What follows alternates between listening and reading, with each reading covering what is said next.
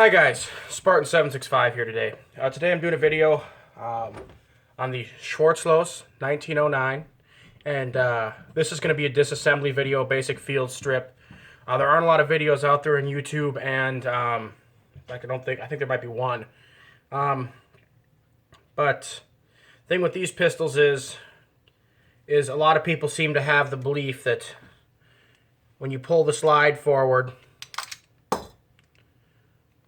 Okay, here I'm just going to run over this quick on how to take it apart before I go into the wrong way to take it apart. Okay, so what you're going to need, so obviously the gun's unloaded.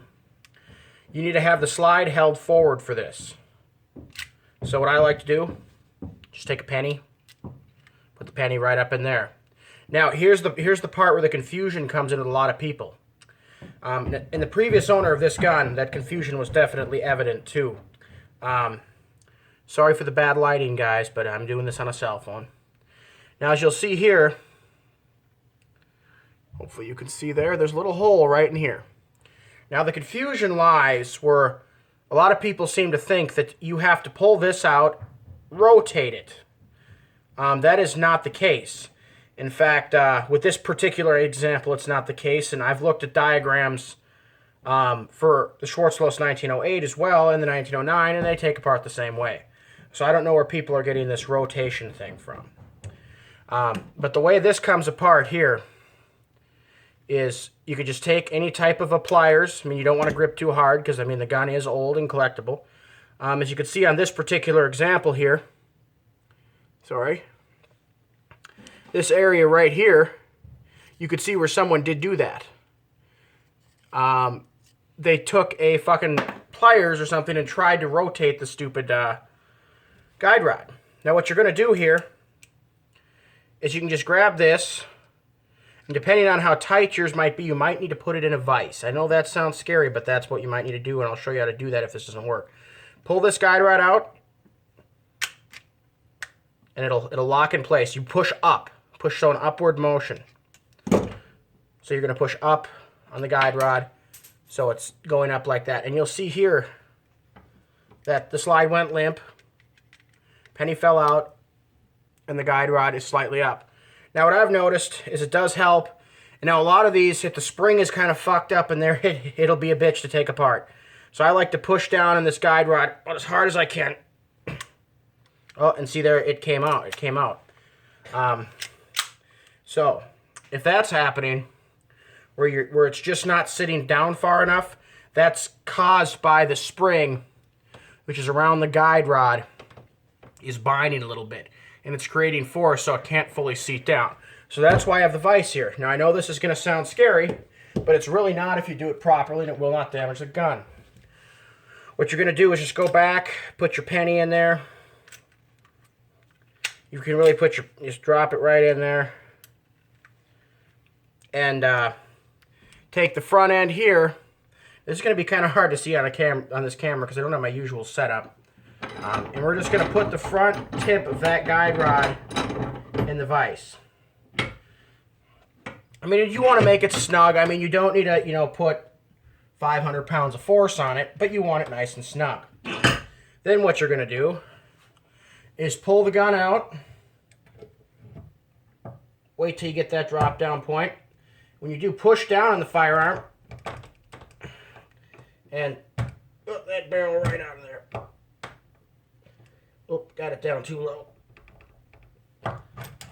The barrel on this one is hitting the vise, so that really isn't. There we go. As you can see, with enough downward force here, I mean, again, this isn't putting my entire weight down on here. This is just pushing down on the guide rod a little bit and then jiggling it. I'll show you what I mean. As you'll see here, you've got your guide rod and your recoil spring. And this sits on a shelf in here. Now what I was doing when I was putting it down in the vise is I was putting force on here to get this little catch on the end of the guide rod seated down as far as possible. And again, that was done with just pushing down and then maybe just wiggling it a little bit. Not turning it, do not go wrench on it, you're not helping anything there. You just want to maybe wiggle a little bit if you're having some trouble getting it apart.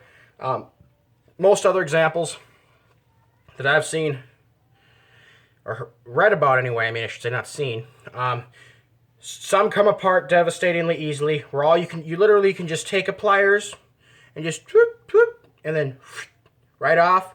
This one and a lot of other ones that I've read about online are not like that. So I'm going to go ahead and take out the guide rod. You want to be careful because this can fly out if you don't do it right. I'm just using a kitchen knife here. You just need something to pull up on there. There we go.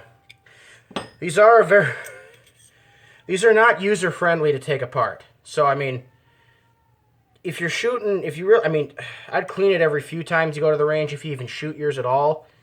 But as far as just taking it apart to take it apart, I wouldn't do that. Next, I'm going to show you why my particular example, when I got this, it took me 45 minutes to get it apart.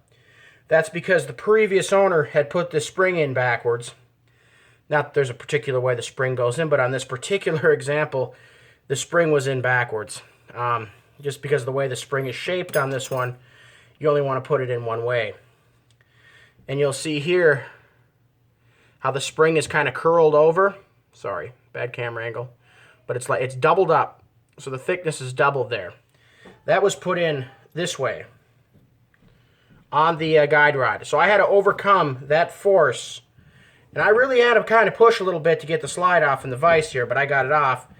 And then after I take the spring around and twist it the other way, usually I'll put it in the vise just to take it apart. It usually comes apart fairly easily. I have taken it apart before with just the pliers. It really just depends. I mean, these things seem to have a mind of their own as far as them coming apart. You'll see that little shelf right here. Can you see it? It's lighting too shitty.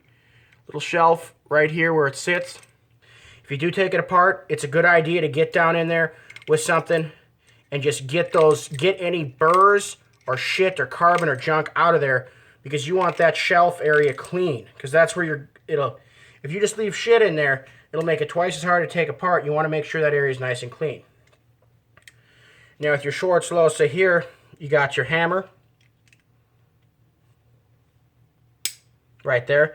And this runs off, I believe, 2 springs, which is very ingenious. Or 2 primary springs. Obviously, there's the spring for the little safety lock, and there's the extractor spring. But as far as the trigger goes and the hammer, I think it's just 1 spring. 1 or 2 springs here. The grip safety is operated...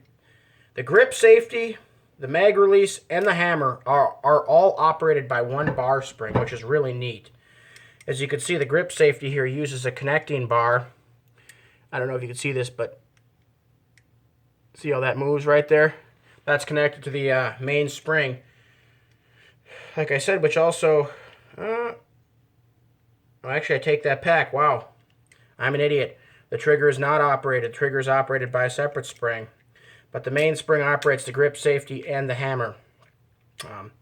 Obviously, I'm not an expert on this particular pistol. Like I said, this is the first one I've ever had or ever really handled. But anyway, they are great pistols, and that's how you take it apart. I'll go through and show you how to put it together. Oh yes, and where the barrel likes to catch, or that burr likes to catch, as you'll see it, if I take the guide rod and I just seat it right here, you'll see that's angled.